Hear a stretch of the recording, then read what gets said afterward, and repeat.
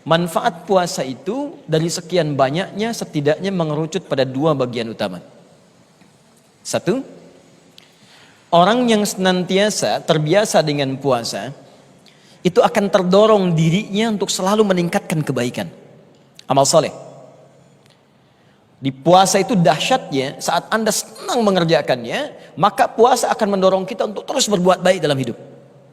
Kalau saya ilustrasikan begini ya, kita ambil contoh sholat misalnya. Sholat kan amal soleh ya. Sholat itu amal soleh, sholat itu baik. Orang kalau di luar Ramadan tidak berpuasa, ketinggalan sholat fardu pun, terlambat fardu, perasaan ada yang masih biasa. Tapi Ramadan dahsyatnya, tertinggal sholat sunnah, itu hati bisa gelisah.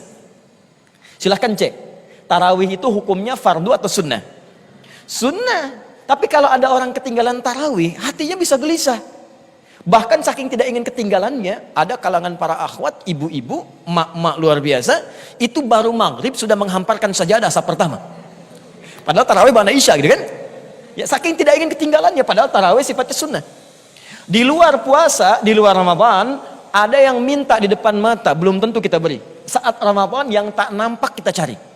Mana fakirnya, mana miskinnya, mana yatimnya. Kita kumpulkan uang, kita berikan pada mereka. Infak. Ini yang pertama. Yang kedua, ya ini contoh saja, kata para ulama, dahsyatnya Ramadan, dahsyatnya puasa itu bisa mencegah seseorang dari perbuatan yang salah, menahan maksiat. Karena itu hampir dipastikan umumnya orang puasa, kalau benar puasanya, tidak ada yang nekat maksiat. Tidak ada orang puasa bohong, mustahil. Tidak ada orang puasa misalnya mencuri, korupsi, mustahil. Bahkan yang terbiasa marah-marah pun saat dimarahi orang, itu bisa menahan diri. Kata Nabi di Al-Bukhari, Kitabus Siyam, nomor hadis yang pertama, wa ini mru'un qatalahu aw syatamahu falyaqul marrataini ini shaim. Jika ada orang yang memprovokasi, ngajak berselisih, marah-marah, katakan pada dirimu, saya sedang puasa, saya sedang puasa. Masya Allah, buka puasa jam 6, jam 18.00 misal. Jam 17 lewat 50, 10 menit lagi sebelum buka, dimarahin orang. Dasar kamu begini, dihina, sedang puasa, nggak balas dia. Temannya bingung, kamu kan pemarah, kenapa nggak balas? Nanti habis maghrib tuh. Habis maghrib lupa, ya. Dia tahan karena tidak ingin menggugurkan nilai-nilai kebaikan dalam puasanya. Itulah manfaat dari puasa, mengerucut pada dua hal ini. Jadi mohon maaf kalau ada di antara kita terbiasa puasa, sekarang hari kedua di Ramadan, coba ukur keberhasilan puasa kita di antaranya, apakah amal soleh kita meningkat dan maksiat bisa kita tekan dalam kehidupan kita. Kalau sampai hari kedua ini masih belum semangat atau bahkan maksiat masih terkumpul dalam diri seseorang, maka pasti ada yang tidak tepat dengan puasa yang ia tunaikan.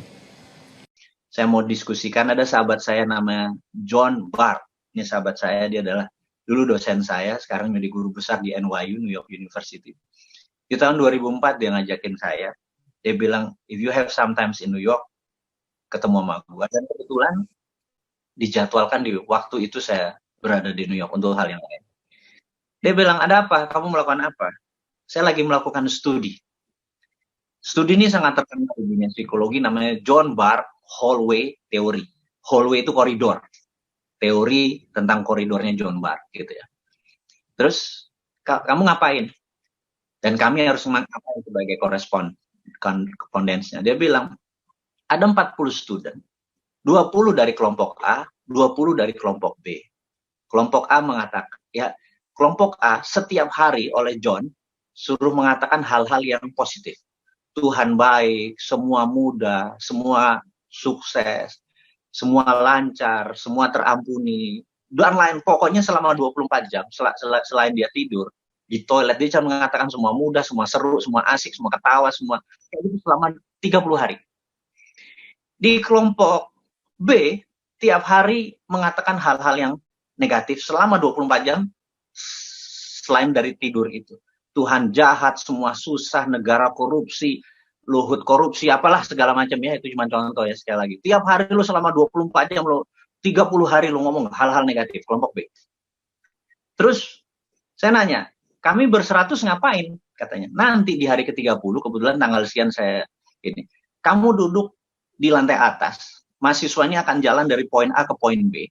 Di situ ada kamera banyak, kamu juga bisa melihat secara langsung, dan kamu menilai mana yang dari kelompok A, mana yang dari kelompok B, gitu ya. Oke, simple.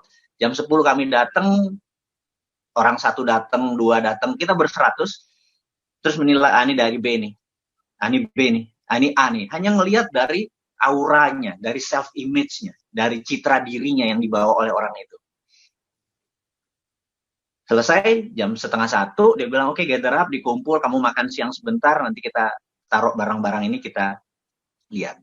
Nah, selesai makan siang, dia bilang kumpul semua teman-teman, terus dilihatkan 94%, hampir 95% menebak dengan tepat mana yang A, mana yang B. Jadi orang yang setiap hari mengatakan hal yang positif gitu ya, di hari ke-30 itu, walaupun dia kayak orang bangun tidur, lecek badannya, baju segala macam, tapi auranya tuh shiny gitu ya. Wah, saya bilang, emang A, emang ceto bahasa Jawa. Terus orang yang tiap hari ngomong yang negatif, yang jelek selama 24 jam dikali 30 hari. Begitu kita ngelihat, walaupun dia pakai three-piece suit gitu ya, baju di dalamnya ada ini, ada dasi, dalamnya kayak orang mau kerja gitu. Kalau dia dari B, ya B kumuh gitu ya. Terus saya nanya sama John, what happened? Dia bilang, tubuh manusia itu setiap hari mati 3 miliar sel. Nah, sel yang baru itu kamu ganti apa? Tuhan baik, Tuhan memudahkan kita semua, hidup itu mudah dan lain sebagainya. 30 hari kemudian Anda orang baru, katanya gitu.